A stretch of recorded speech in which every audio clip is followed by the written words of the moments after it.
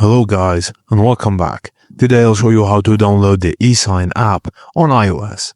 Firstly, you need to install DNS settings and the eSign app. So just use an alternative if you encounter issues like a new DNS. You can download a new DNS through it might block some websites like Yahoo or LinkedIn.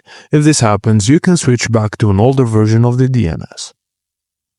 Ensure that any other DNS servers or VPN connectors are disabled. Now, use the provided link or just visit the eSign app website to download. From the same website, download the certificate zip file.